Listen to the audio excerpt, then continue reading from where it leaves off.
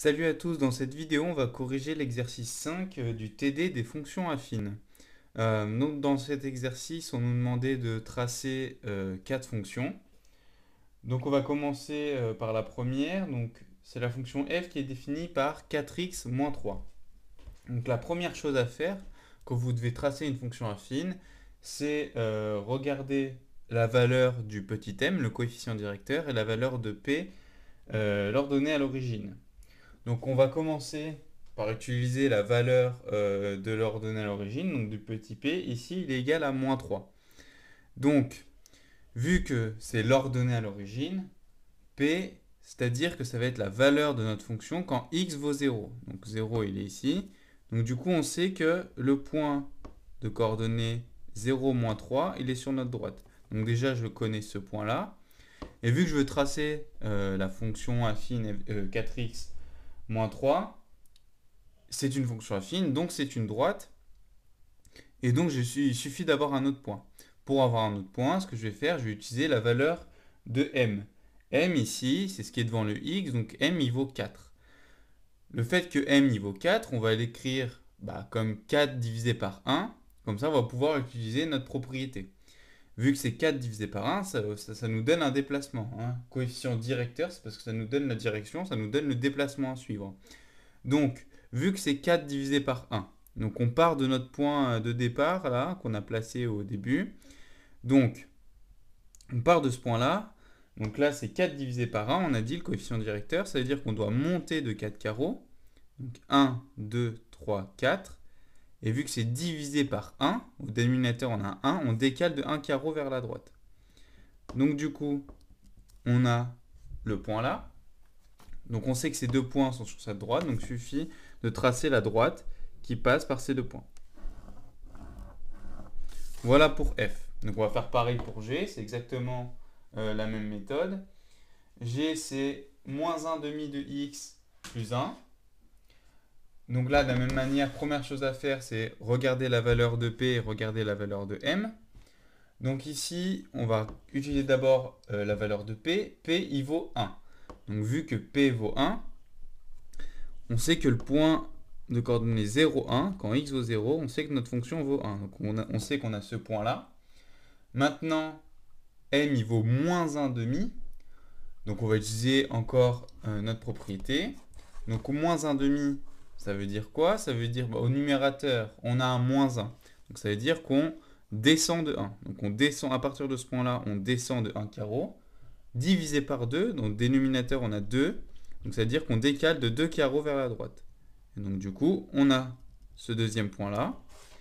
On a deux points. Donc on peut tracer la droite qui passe par ces deux points. Voilà pour la fonction g. On va juste, oui, j'ai oublié pour la première, vu qu'on va tracer plusieurs fonctions dans le même repère, il faut essayer de repérer qui est qui. Donc ça, c'est la courbe représentative de f. Ça, c'est la courbe représentative de g. Ok? Juste pour se repérer. Sinon, vous pouvez mettre un code couleur si vous voulez. Maintenant, donc h qui est défini par h de x égale x. Donc là, il faut faire attention, c'est un cas un peu particulier. Déjà, on va regarder la valeur de p.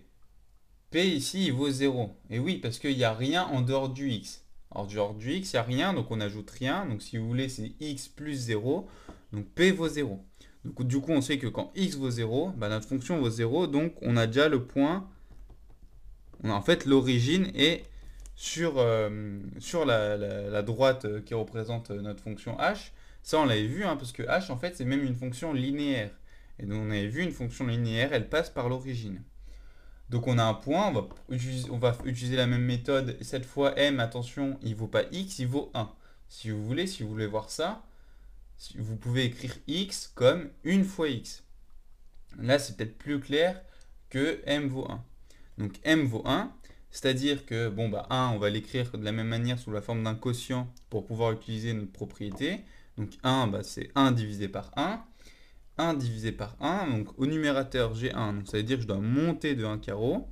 Au dénominateur j'ai 1, ça veut dire que je dois décaler de 1 carreau. Donc ce point et ce point sont sur la droite, donc je peux tracer la droite qui passe par ces deux points. Et ça, du coup, on n'oublie pas, c'est la courbe représentative de h. Et maintenant, on va tracer la fonction, la droite qui représente i. Donc i elle est définie par i de x égale 5 tiers de x moins 1. Donc cette fois, le p vaut moins 1. Donc en 0, quand x vaut 0, notre fonction vaut moins 1. Donc on se trouve ici. Maintenant, m vaut 5 tiers. Donc 5 tiers, on utilise notre propriété, on regarde le numérateur c'est 5. Donc c'est-à-dire qu'à partir de ce point-là, on va monter de 5 carreaux. Donc on monte de 5 carreaux, 1, 2, 3, 4, 5. Donc on se trouve ici, divisé par 3, donc le dénominateur c'est le déplacement horizontal, donc du coup on doit se déplacer de 3 carreaux vers la droite. 1, 2, 3. Du coup on a un deuxième point ici. Donc on a ce point-là et ce point-là qui sont sur la droite.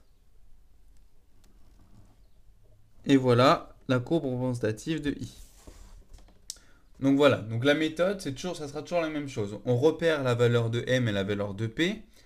On utilise la valeur de p, c'est-à-dire que quand notre fonction vaut 0, on sait que ça vaut p. Donc par exemple, pour la courbe de g, on savait quand, vu que p valait 1, quand x valait 0, notre fonction valait 1. Donc on avait ce point-là. Et après, on utilise la valeur de m. Si c'est déjà sous la forme d'un quotient, eh bien c'est bon. On utilise le fait que le dénominateur, c'est le déplacement vertical. Le numérateur, pardon, c'est le déplacement vertical et le dénominateur, c'est le déplacement horizontal. Si c'est pas sous la forme d'un quotient, on fait apparaître une division par 1. Par exemple, pour la fonction f, m est égal à 4, donc on écrit 4 divisé par 1, tout simplement.